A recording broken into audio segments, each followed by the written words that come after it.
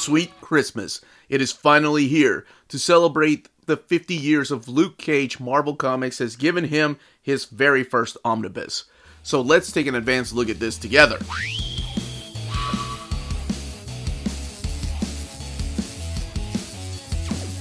And welcome back, everybody. Before getting started, I want to give a huge thank you to David Gabriel and the fine folks at Marvel for sending us an advanced copy of this omnibus. This omnibus is due out in the direct market and book market on May 31st. Or June 1st, depending on where you get your books. I always say that because some people release them on Tuesday, some people release them on Wednesday. And speaking of book market, that is the standard edition cover we're looking at here by Phil Noto. On the left-hand side is your direct market cover by John Romita Sr. Now, the direct market cover, that's the only one that's going to be available at your local comic book store or places like cheapgraphicnovels.com, Walt's Comic Shop, Dime Breed Collectors, In-Stock Trades, Organic Price Books, those kind of places that will have that cover. Everywhere else is the standard edition cover here drawn by Phil Noto. And I know most people like the classic cover with the classic stories. I don't know, there was something about Phil Noto's cover here that just spoke to me. Maybe it was a little bit of Brian Steelfreeze in there is what I saw. And I love Brian Steelfreeze. I was a big fan of his covers when I was a kid. Alright, but let's talk about this book. So here we have the cover, again, standard edition by Phil Noto. The spine of the book, it's one of the new Marvel spines, Luke Cage, all the creators down here like Englehart, Isabella, McGregor, Wolfman, and then that picture of Luke Cage. That is a classic picture there. And then the back of the book, the very bottom is the ISBN. Underneath it is what the omnibus collects. Now, underneath the dust jacket, I'm very surprised about this. I was expecting some cover art, but instead we get this. It's the Luke Cage logo, omnibus, and again, the exact same thing that you saw in the standard edition spine, and then the back, the classic costume. This has been previously released in essential formats, it's been released in Marvel Masterworks, and it seems like just a few months back, but I think it's been over a year now, they released the Epic Collection. So the book has been released in several formats before. But let's go ahead and crack it open, talk about some of the stories in here, show off this artwork, and of course look at the build of the omnibus.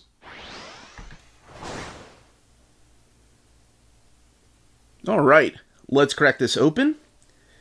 You have some black end paper there, this powerful image of Luke Cage, and the creators that probably had the most issues collected in here. And Luke Cage Omnibus.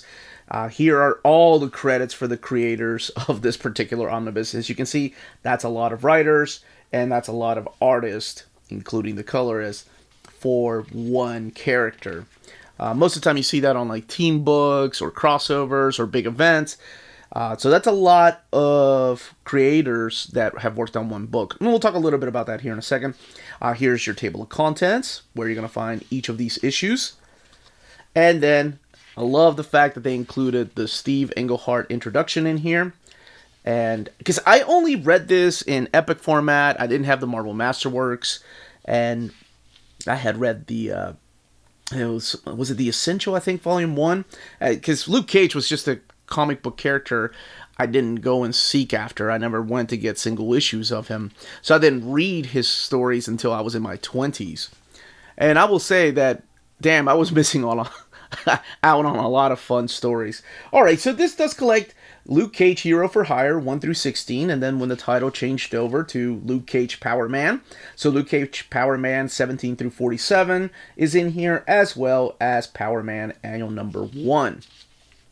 The giant size issue is collected in here as just the cover, by the way. So this is a very historical moment for Marvel Comics. We'll talk about that first. This was the very first black character with his own comic book. You hadn't seen that before. You had seen, African-American characters show up in different titles. They were guest stars, or sometimes they would join the team, but this was their very own African-American leading his own book. And This happened in the early 70s. All of this started back in 1972. He was created by Archie Goodwin and Roy Thomas together, along with John Romita doing the designs. Now, it's George Tusca and Billy Graham that do the artwork for the first few story arcs, but for that time, John Romita Sr., by the way, was the one that was designing the costumes for a lot of the characters, like Wolverine. You probably saw him, and he never got to draw the internal pages of Incredible Hulk 181. So that wasn't uncommon. But yes, this was Marvel's first black character in his own book. Now, that was, of course, because of the whole blaxploitation genre that was going on at the time. That was very popular, a lot of the movies. And Marvel was, it's a business. Of course, they wanted it to take advantage of that and get the book out there. And that's what it read like. Now, that took a lot of chances, because reading the introductions, not just by Steve Englehart, there's an introduction there by Don McGregor, and there's an introduction by Tony Isabella. They talked about the struggles of the book and how difficult it was to get distributors to carry the title, because some distributors, and they did not name any names because that's the type of gentleman they are, some distributors refused to carry titles that had just one black character on the cover.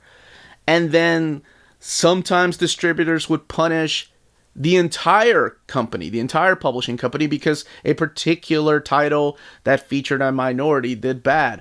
Holy crap, times were a lot different then. And this is 1972. Well, I guess the first year, 1972 to 1973. And how different times are now compared to back then. I mean, they were taking a big gamble on this character. It's a brand new character with a whole origin story in the first issue. And that's the kind of things they were doing at the time. Not just Marvel, of course. DC was also experimenting with some other type of heroes, right? There were a lot of female leads at DC, and then, of course, at Marvel Comics, too. So I found that those introductions to be a big historical lesson. Now, one thing you are going to see in here, and I'm going to explain, I think, what it is this right here. It states some material in this book has been modified from its original version. It has been edited for content.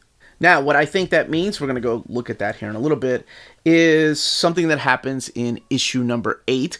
And if it wasn't for the letter pages, I don't think I would have known what it was. So we'll look at that here in a little bit. But let's talk about the man. Let's talk about this character, Luke Cage, who again was created by the legendary Archie Goodwin, who wrote the first 2 issues.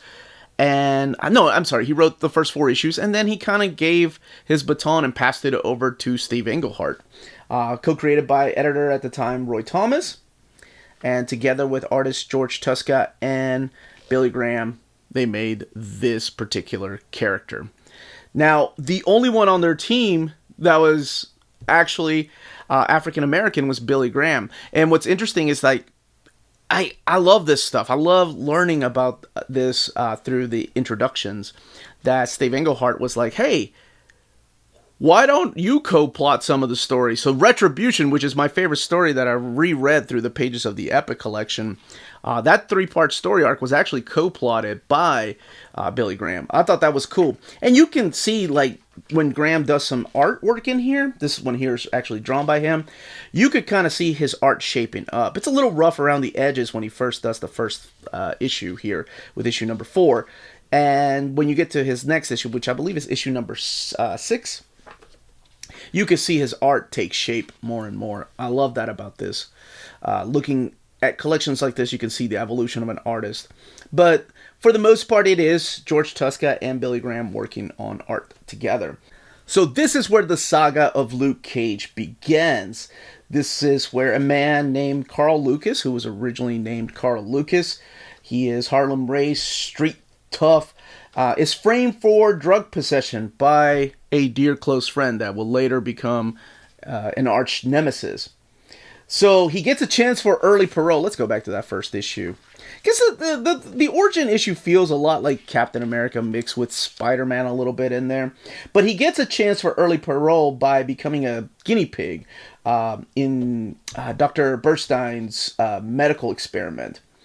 So during the process, this particular guard that, well, let's just say he was not a fan of black people, decides to tamper with the machine. And it has a side effect. And the side effect backfires on that guard because it gives Luke Cage superhuman strength and durability. Means that bullets cannot pierce his skin. It's when the guards, when they're trying to catch him outside of prison, shoot him, they think, oh, he's dead. We obviously killed him. But as he finds out, oh, bullets can't penetrate my skin. Cool. So he goes back to New York and becomes a hero for hire. That's what this is. That's what the first 16 issues are. He tries to find jobs from people that can afford him. And you probably saw some of that in the Netflix series of Luke Cage. All the letter pages are intact. But I think probably the most popular story, because it's a freaking meme, and that's the era we live in, guys, where a meme can make your characters or stories popular. Look at Deadpool. The popularity of Deadpool became huge because people weren't reading his comics. They were just looking at memes and sharing them online. So it's probably the issue number, 10, I think? No, issue number 8 with Doctor Doom. So it's when he gets backstabbed by Doctor Doom for not paying him $200. Luke Cage steals the Fantastic Four car and heads over to pay Doctor Doom a visit. And of course you get this is like, it hasn't been changed. Like, for the people that are like, oh, obviously that's been altered. When my man reported a crazy black man in the Fantastic Four craft, I knew it had to be you. Where's my money, honey? Like, I'm sure for a lot of people when they read that, they were like, okay, surely they altered the dialogue for this meme. No, that's exactly what it was. And then Dr. Doom's like, are you crazy? Like, it's $200. You came all the way here for $200? Yeah, damn right he did. So that's probably the most popular story towards the very beginning. Of course, he fights other nemesis like Diamondback, who again was a friend of his, Chemistro, who was the master of alchemy. He shows up in here, Steeplejack, and there's also the Tusca and Stiletto, a couple of characters that were created early on the Circus of Crime. So I thought this was a pretty interesting collection towards the very beginning. And of course, how could I not talk about Cottonmouth, who plays a big role in that series. But also Claire Temple. He has a bunch of allies in here that show up towards the very beginning, and some of them actually get to shine in their own issues. But Claire Temple, probably most of you are familiar with because of Daredevil and the Netflix show Daredevil and Jessica Jones, and of course Luke Cage. Now, if you're worried about the introduction of them actually changing the dialogue, it's actually part of this right here. So in issue 11 at the very back with the letter pages, there's an apology from Steve Englehart talking about a couple of Jewish characters that appeared in issue number 8. And one of the things that the Jewish lady says in there is a term used for black people, but he didn't know that it was a derogatory term. So he himself was learning a lesson, and that's the term that they changed. I remember that from reading the Epic collection. But as far as I'm concerned, that was the only part of dialogue that was actually changed. Yeah, this is the Stiletto characters here. But there is a fight between Power Man and Iron Man right here. And by now, Steve Englehart has left the book. You have Len Wein step in to do some of the writing duties in there. Eventually, it will become Tony Isabella, Don McGregor. Then you have Chris Claremont come in. And of course, Chris Claremont kind of helps set up that era of Luke Cage. And then eventually bring in Iron Fist. And then have Luke Cage, Iron Fist, Heroes for Hire. So this title didn't really get canceled. It kind of became an amalgam of both a buddy hero adventure with Iron Fist. So there's Cottonmouth right there. And that was crazy. Like I said, if you go back to the very beginning to talk about that introduction, how they had a fear that this book really wasn't going to go anywhere. And I love Don McGregor's introduction because Don McGregor talks about how he was born to write this. He was stepping in and was like, hey, I want to write Luke Cage. I don't want to get anybody fired, but if the spot ever comes available, please let me know. And it's funny because, this is actually another funny thing that happened. Because Don McGregor was known for his interracial couple in Killraven, and of course Black Panther. So a lot of people thought, he just likes to write black characters. No, that wasn't the case in this. He just wanted to write a story focused in New York, or the parts of New York that he grew up in. So when the title changed to Power Man, I thought this was awesome. There was a character, a villain already named Power Man.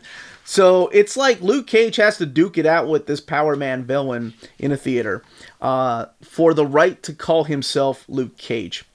So yes, the stories in here, they're very gritty. It's a dark part of New York. If anything, it feels more like Daredevil without... how do I put this? Without even the supernatural elements that Daredevil has eventually, especially when you get to like the Frank Miller era with the Hand and all of that.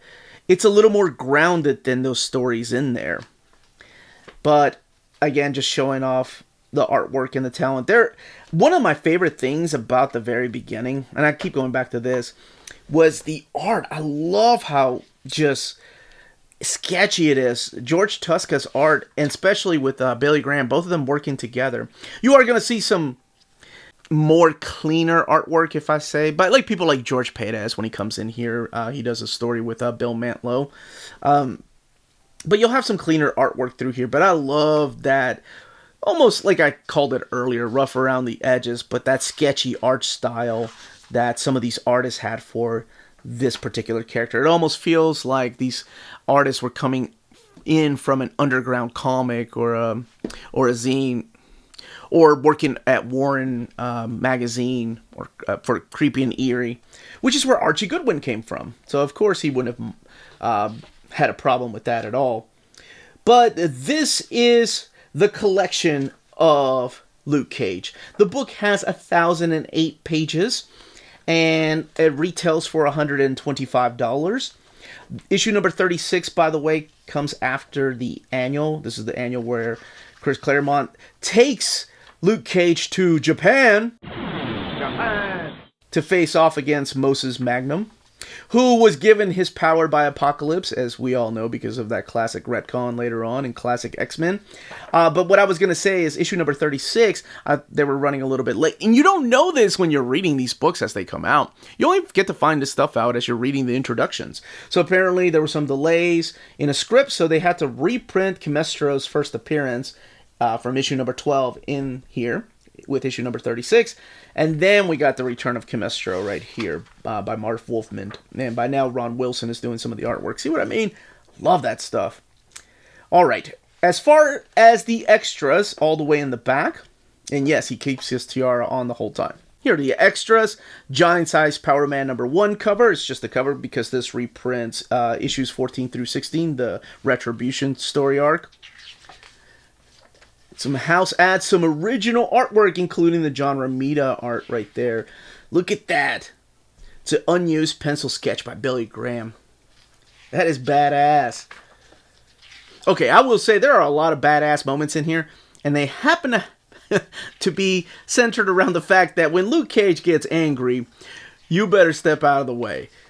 Especially when Don McGregor's writing him. There's a lot of anger. And I will say the Don McGregor issues will take a little bit longer to read just because he uses a lot of dialogue.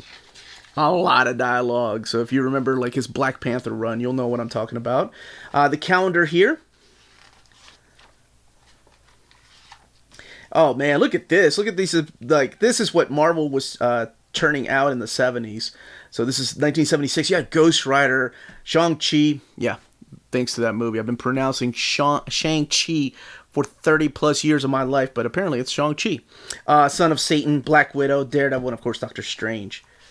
That's awesome. Damn, what's up? That's Ron Wilson, isn't it? Yep. Art by Ron Wilson. What is up? That is a badass picture.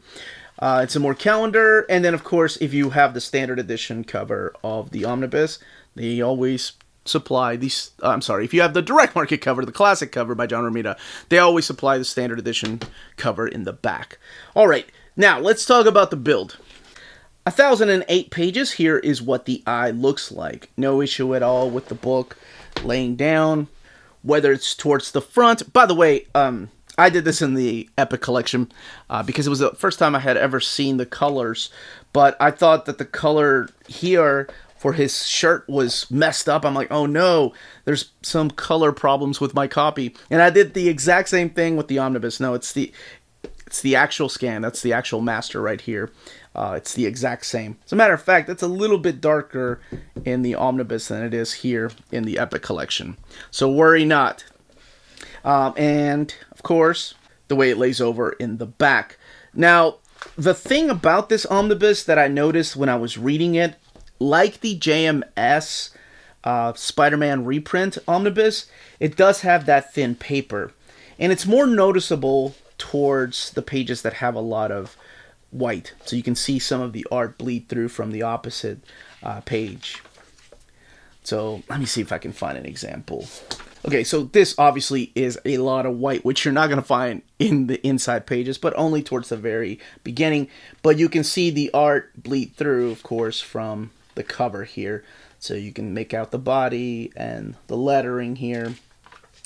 But yes, I did want to point that out for the people that it bothers. For some people, they don't really care. But yeah, that's it. That's it. That, as they say, is that. If you're interested in purchasing this book, don't forget to check out our sponsor, cheapgraphicnovels.com, your online home for graphic novels and collected editions up to 50% off cover price. They have excellent shipping and prompt and helpful service. Check out their bargain deals for up to 90% off cover price. And don't forget that CGN also takes pre-orders. That way you don't miss out on the hottest releases. And they are currently running a special promotion for you Minties. If you're a first-time customer, after receiving your order confirmation email, reply back to that email and let them know Near Mint Condition sent you their way. They will then apply a free shipping promotional credit to your next order in the US. Cheap Graphic Novels, your source for the hottest books with the kind of deep discount, quality shipping, and customer service that will keep you coming back for more. And that was the content, the page count, and build of this omnibus. Let me know in the comments down below if you are picking this up, if you have the essentials, if you have the Marvel Masterworks, or the Epic collections, and you're hoping Marvel finishes out this particular series in Epic format.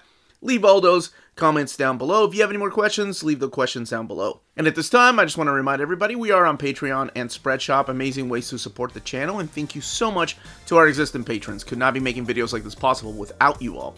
And the link to our Patreon is in the description of the video. So, more importantly, everyone stay healthy and safe out there. Much love.